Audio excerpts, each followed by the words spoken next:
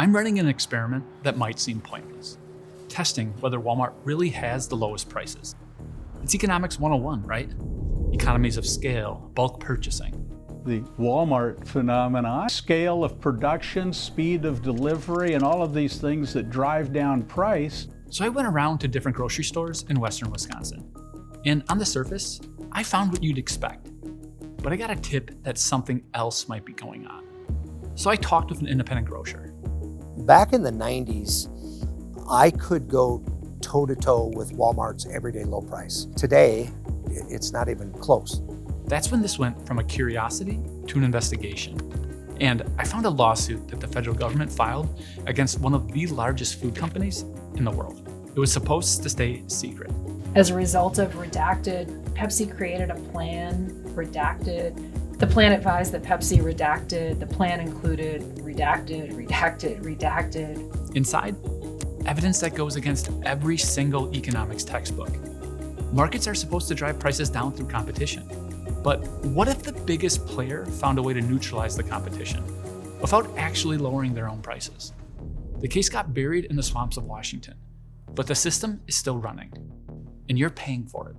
So how does it work?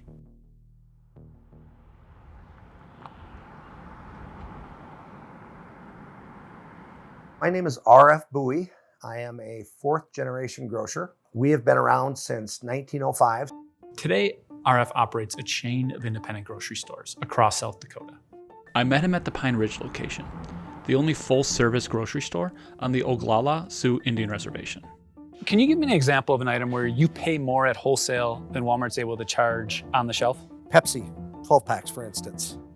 My cost is $9 and Walmart's retail is $7.97. Brutal. We drove to the nearest Walmart to check their prices with what RF pays for 20 popular items. Heinz ketchup, Quaker oatmeal, paper towels. I am fine going toe-to-toe with any grocer challenger. But right now I'm doing it with one arm tied behind my back. The conventional wisdom is that Walmart's prices are lower because of scale and efficiency. Well, to be honest, it's almost laughable to me. Here's why RF is skeptical. Yes, Walmart is massive. They absolutely get volume discounts, but RF should too. Most independents like myself buy from a wholesaler. Wholesalers pool orders from hundreds of independent grocers and buy in bulk. And look, Walmart is so big that their volume discounts are still probably better. But should it be this much better? The 18-ounce Cheerios that we talked about, Walmart sits on the shelf at $4.98, I believe. And our cost is $6. We went to that Walmart today and it was actually lower. They have a markdown on it right now. Oh, they do? 50-cent rollback. Independent grocers like RF have been trying to figure out why this is happening for years. It doesn't add up. They'd lose money on almost every sale if they matched Walmart's prices. Well, the answer is in these two documents. Documents that were recently unsealed after the government tried to bury them. The evidence that's in there is explosive. I mean, it was beyond what I was expecting. It is a kind of conspiracy. That's Stacy Mitchell, co-director of the Institute for Local Self-Reliance. Her organization fought to unseal those documents, and it wasn't supposed to happen. Just days before President Trump took office, under Lena Khan, the Federal Trade Commission filed a complaint against PepsiCo and a major retailer. But when it was made public, here's what we got. Pepsi believed that redacted. Pepsi characterized redacted. As a result of redacted, Pepsi created a plan, redacted. The plan advised that Pepsi redacted. The plan included redacted, redacted, redacted. For example, redacted, redacted. Nothing, just black boxes. Now, redaction is normal in cases like this. At first, there's a process to decide what goes public. The FTC argues for transparency, a company argues for secrecy. A judge decides. What typically happens in antitrust cases is that almost everything is unsealed. But one day before Pepsi had to defend those redactions in open court, the Trump administration made a decision. The Federal Trade Commission moving to drop a case against PepsiCo. It was convenient timing. It's just going to apparently remain blacked out forever.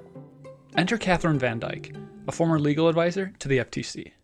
This complaint didn't come out of thin air. It was the result of a years-long investigation. There is a First Amendment right to access court documents. Alongside Stacy's organization, Catherine petitioned a court to unseal the document. Pepsi had to prove to the court that they should remain unavailable to the public. They didn't. So here's what was under those black boxes. According to the complaint, the big retailer, Walmart, Pepsi set up a sophisticated surveillance system. Pepsi monitored the retail sales of all of Walmart's competitors across the United States. And it monitored those sales for two things. The first, leakage. Which was simply customers going to a store other than Walmart to buy Pepsi. The second, price gaps. The gap between Walmart's prices and competitors. Pepsi's goal was to make sure that the price gap between Walmart and its competitors never went below a certain level, and to ensure that Walmart always had the lowest price. And when this system found one grocery chain beating Walmart's prices, Walmart didn't lower their prices to compete. Instead, Pepsi sprang into action. Pepsi detects that Food Lion is actually selling its beverages for less than Walmart. And in their internal documents, they describe Food Lion as the, quote, worst offender for selling Pepsi products for less. Food Lion is a regional supermarket chain with nearly 1,000 stores across the Southeast. According to the complaint, Pepsi developed a multi-year plan to force Food Lion to raise its prices. First, cut Food Lion's promotional money, the discounts that let them run sales. Second, raise Food Lion's wholesale cost. This is Pepsi taking deliberate steps to force Food Lion to raise its prices. Why would Pepsi do this? We can only guess. But Walmart is their biggest customer, by far.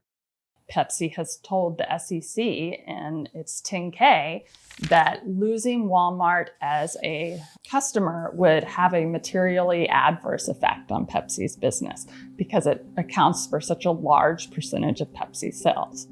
That's true for most companies. It's hard to imagine that Pepsi is the only major supplier that Walmart has this arrangement with.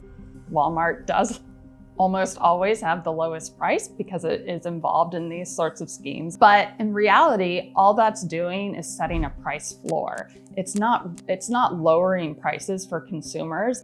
Which could help explain why prices aren't going down. They're just stuck at the price floor. It's a Walmart tax on the country. The more special deals that Walmart gets, the more that other retailers have to pay. The shoppers going to those other stores say, I can't afford this. They move to Walmart. Walmart's power grows. This one company captures $1 out of every $4 that Americans spend on groceries. And there are over 60 metro areas where Walmart captures half or more of all grocery spending. I can't believe that that is happening. I just can't. I know it, but it's just hard to imagine that this is the country we're living in. Now, if you're wondering, how can this be legal? It's not. There's a law designed to stop these kind of schemes. It's called the Robinson-Patman Act. It makes it illegal for a retailer to go to a supplier and say, you're going to give us special favors, special prices, and you're going to charge our smaller competitors down the street higher prices. So why is this happening? Because in the 1980s, the federal government stopped enforcing it. There was this idea that allowing bigger retailers to use their leverage over suppliers would result in lower prices for consumers. And today we're surrounded by evidence that that was a complete mistake. And now we're living with the results. A grocery market where businesses that try to lower prices are being stopped by their biggest competitor. We reached out to Walmart. No response. We reached out to Pepsi. They did respond. Basically, this complaint had no merit, and the new FTC agrees with us. They voluntarily dismissed it. We then reached out to the FTC because Pepsi is kind of just restating what the FTC said. More Perfect Union never heard back.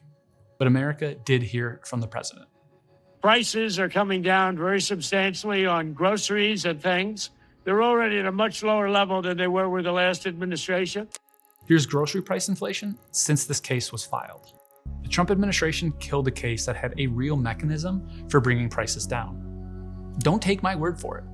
6 Republican senators just sent a letter asking Trump's FTC to enforce the law his administration just refused to enforce.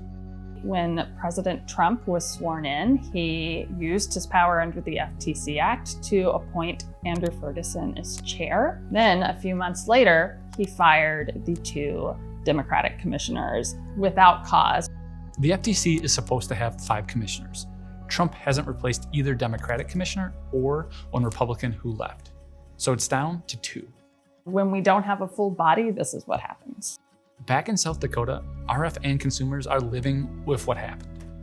You know, I eat, sleep, and breathe this business. Having to give up on your employees, your team, having to give up to your community, I often relate it back to like going through a divorce. Like a lot of independent grocers, RF recently closed stores, unable to compete on price. I would like to think that if the Robinson-Patman Act was being enforced, that those store closures would have probably been different. If you liked what you saw, please like and subscribe. And if you're a researcher interested in similar topics, please reach out. You can email us at investigations@mpu.us.